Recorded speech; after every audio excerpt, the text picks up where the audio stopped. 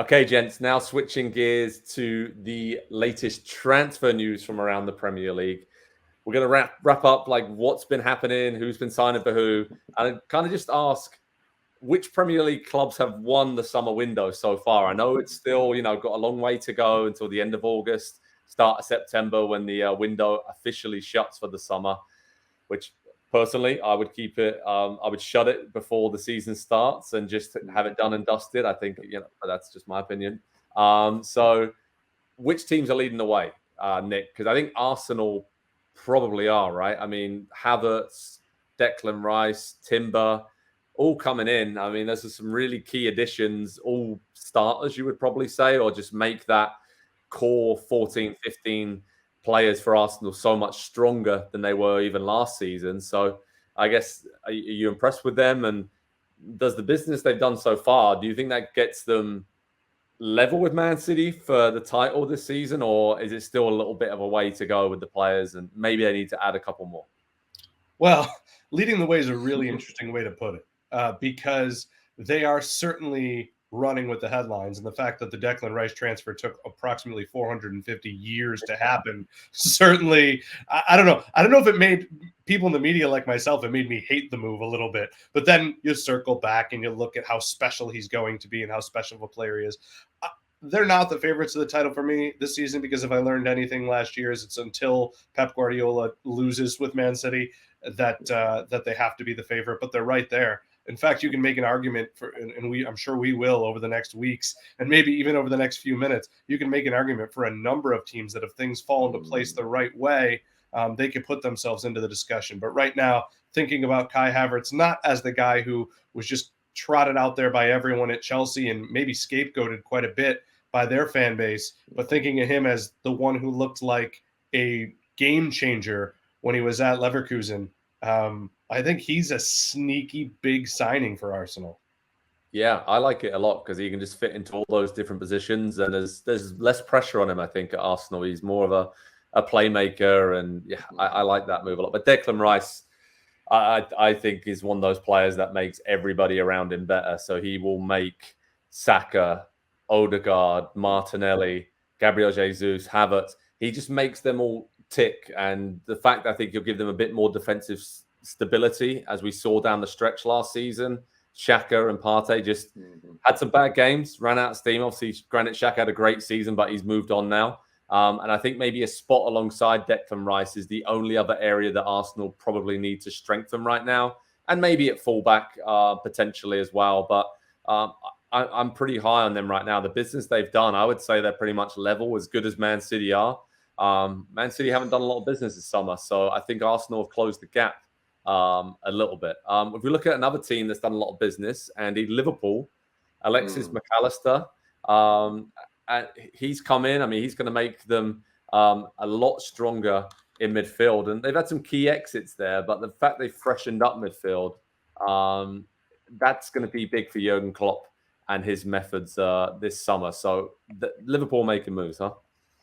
Yeah, they are. McAllister and Szoboszlai as well, just kind of rebuilding the entire midfield, and everybody in the world that looked at Liverpool last season and watched the way that they played and the way that everybody seemed to be physically broken down said they need to rebuild this midfield. And so they've gone out and done that. Now, there's some questions about what the balance is going to be, what kind of shape that midfield and the whole entire formation, I guess, is going to look like this season with the type of players that they've brought in and the type of players that they're kind of moving on from in those spaces. There's always the Trent Alexander-Arnold question about, is he going to play out wide? Is he going to kind of be one of those inverted wingbacks the way that João Cancelo and Alexander Zinchenko were for Manchester City, and Zinchenko has been a bit for Arsenal as well. I think that's kind of the way that they're going to go, and so I think Liverpool is going to look a lot more tactically like Manchester City this season. It's going to be a little bit less intense. It's going to be a little bit slower, more methodical, a little more controlled, and I think that's a good thing, I think, for Liverpool over the course of a very long season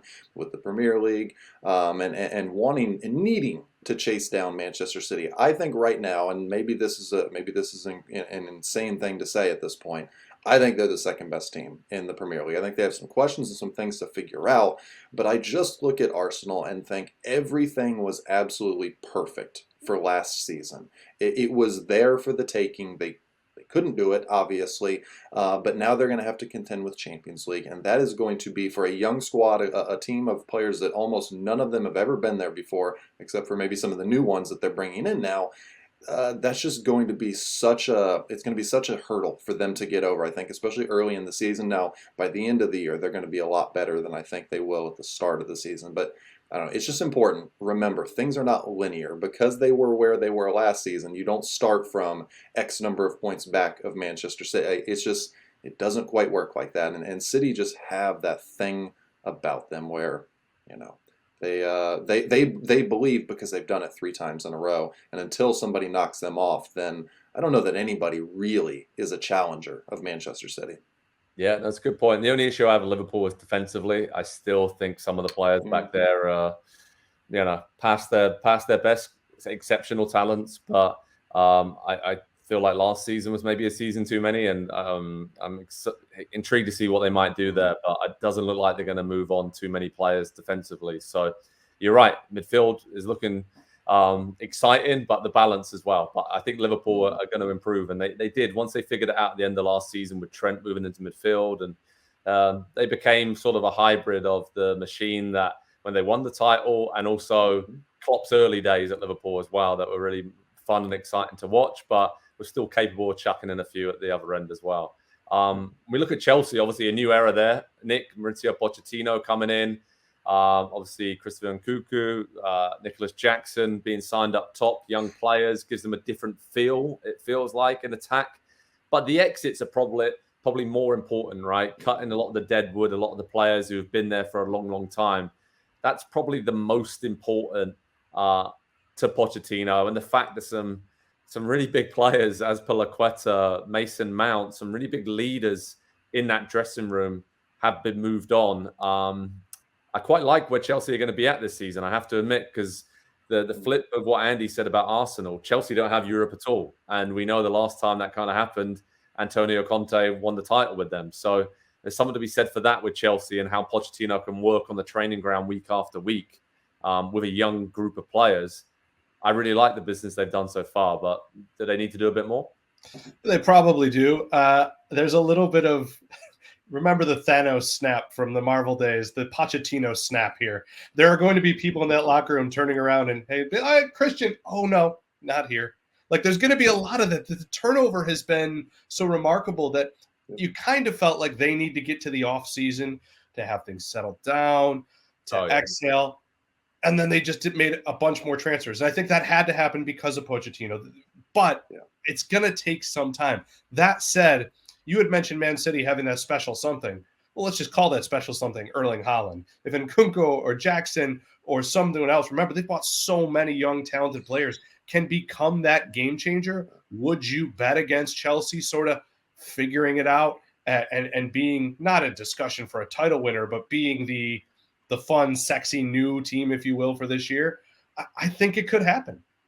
The why I like it is because there's a lot of players there who need to almost prove themselves again. There are some Champions League winners in there, still Reece Jameses and other players throughout the squad. But like Pochettino as well as a manager, I feel like even though he won the title at PSG, there's a lot of people who are doubting him, and he probably has to prove himself once again. So I like that project and how it meshes and the hunger there from the playing and the coaching side. So yeah, Chelsea will make a few more moves, no doubt, but they have to make the right moves. And I think they're getting that balance now between good young talents. Okay, it's good to bring them in.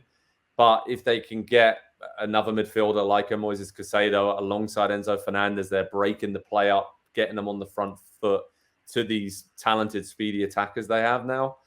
Yeah, they're going to be fun to watch for sure. Totally different than other Chelsea teams we've seen in recent years.